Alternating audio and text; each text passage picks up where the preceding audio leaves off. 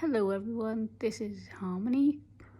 I'm in Perth in central Scotland and welcome to another book review video.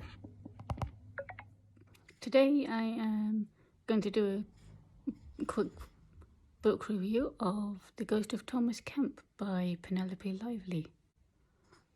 Now, this is a book that was mainly written for children, but I find it nice to read as an adult as well, just because although we read it for school initially, when you reread something, especially as you get older, like teenager, adult years, you tend to pick up more or different things than you did in the first place. Initially, we read the book when I was 12, I think, and I didn't get the chance to reread it until I was in my early 30s, probably 30, 31, something like that. So to give an overview of the story generally, the main characters are the Harrison family, and the parents buy this old house which dates back to I think the 1400s or something, and they and their son James and the daughter Helen move into this house, but just before they do so, the attic bedroom is in the process the attic rather is in the process of being redone into a bedroom. Now, unknown to the reader, at the start of the story, it used to be a bedroom many years ago, but then got sealed up. Yeah, sorry, massive spoiler. So within the first couple of weeks of the family moving in and inheriting this random dog that turned up on the doorstep,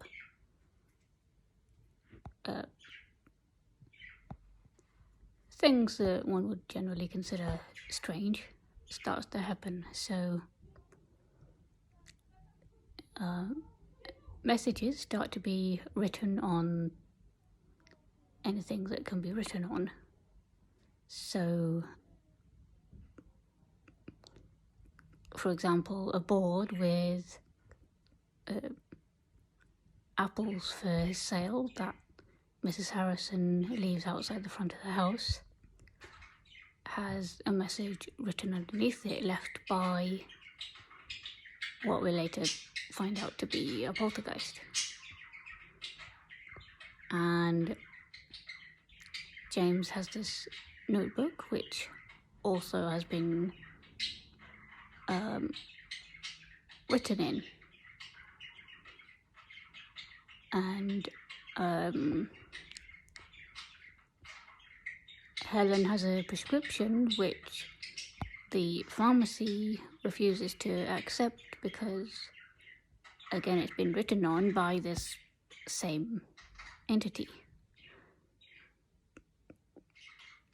So as this story takes place over about a week, and maybe 2 at the most, and as time goes on, James is increasingly blamed for these activities, which go from writing of messages to banging and knocking and things being moved around, and actually some things being broken, and things get to the point where James is always being blamed because the activity takes place in whatever part of the house is in. And eventually he tracks down this exorcist after talking to one of the neighbors, and also after looking with a friend in the library to see what he can find out there, which is how he discovers that the word for the event is poltergeist.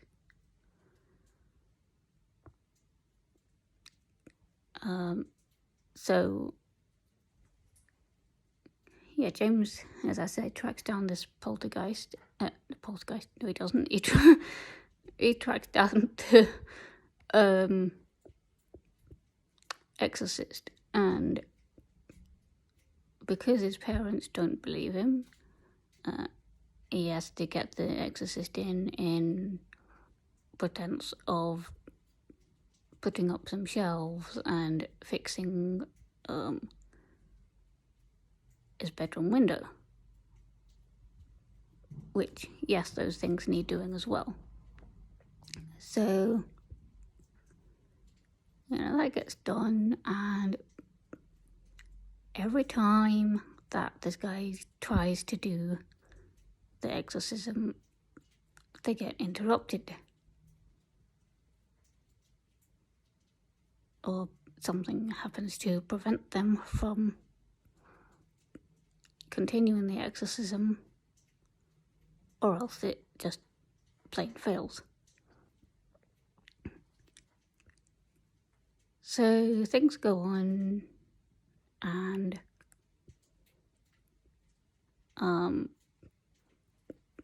James again goes to see the exorcist who's doing another job. This exorcist is a carpenter by trade and does other bits and pieces. So he goes to find him, and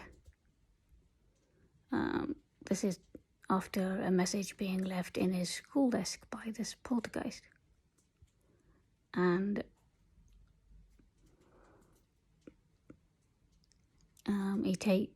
James takes along some things that he's found by digging in the garden of the old house that they move into, that the poltergeist, Thomas Kempe, wants to be left at his resting place.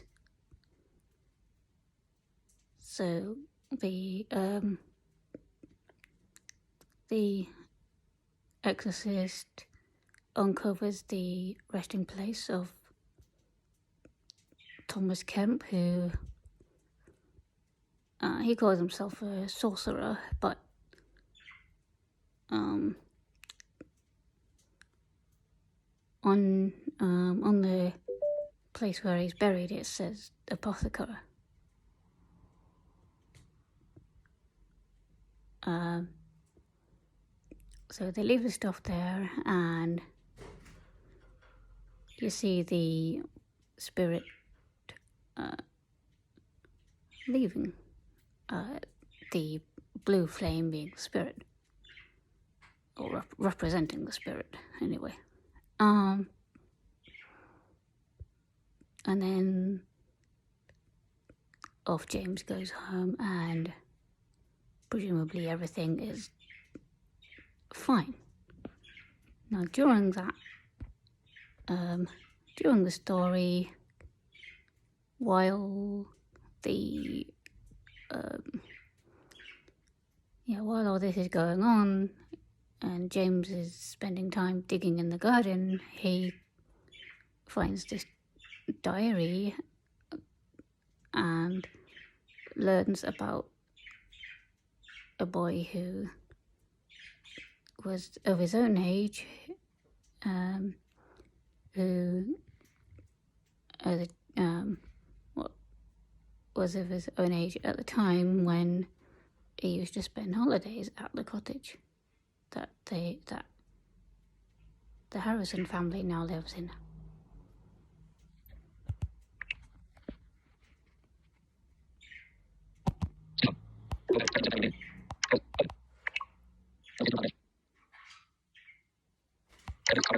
So that's an overview of the book. And so, yeah, in thinking about that book, both after the first time of reading it and after the second time, I think this is a very good representation that people of any age really can understand. Yes, because it's aimed at children, or older children. It's explained in somewhat simpler terms, but that's fine now. But yeah, I think it portrays poltergeist activity very well, and the author Penelope Lively also, she portrays the attitudes of the parents and those around James as, I think, very accurate of what a lot of people would expect.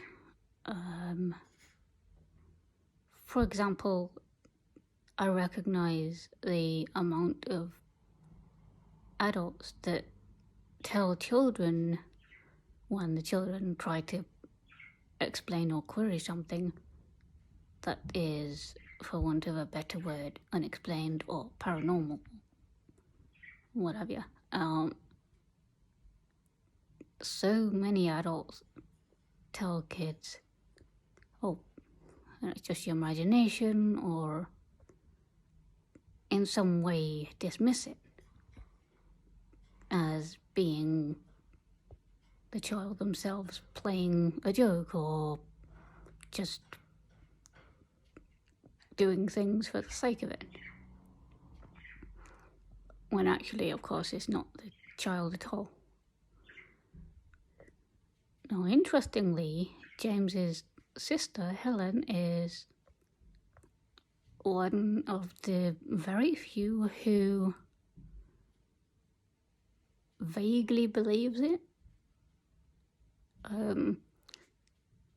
So he asks her at one point if she believes in ghosts, and she says yes, but it's one of those yeses that's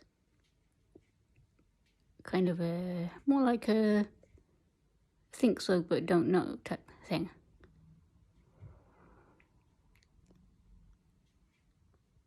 And so, yeah, if you take the word poltergeist, it translates to noisy ghost or noisy spirit. Well, not actually noisy ghost. So that in and of itself is accurate, and the fact that the book that James and his friend found the term poltergeist listed in is written by somebody that's only calling themselves a clergyman is, from what I understand, not entirely unexpected, because, you know, if you're going to write about that kind of thing at certain times through history, it is, shall we say, it's not been wise to put your real name to something like that.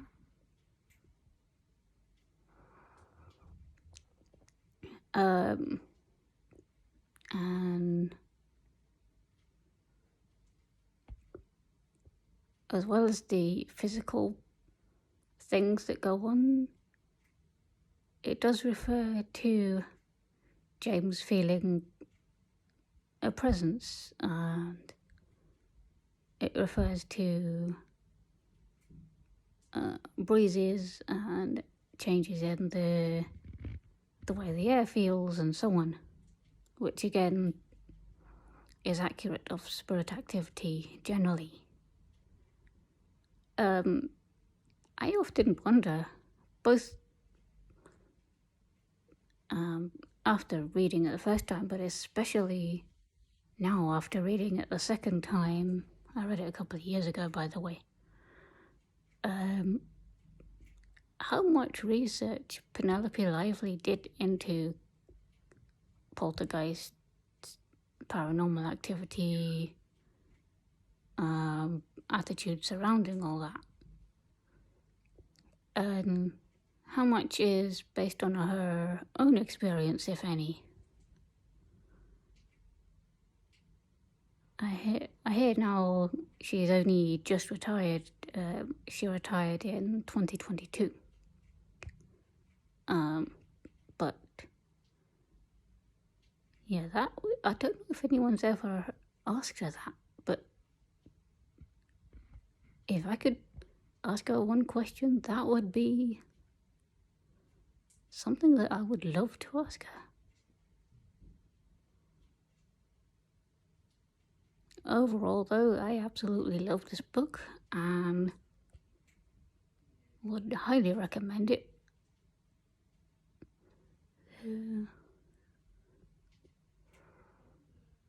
Yeah, I don't have the ISBN off the top of my head, but if I find it, I will link it in the description. Not link it, but put it somewhere in the description. Or if not, I should be able to find it on either the Storygraph or Goodreads. I hope you enjoyed this video or found it interesting. If you did, you can feel free to like or comment or both, or subscribe to my channel or share it with your friends. Thank you for watching, and I will see you in the next video.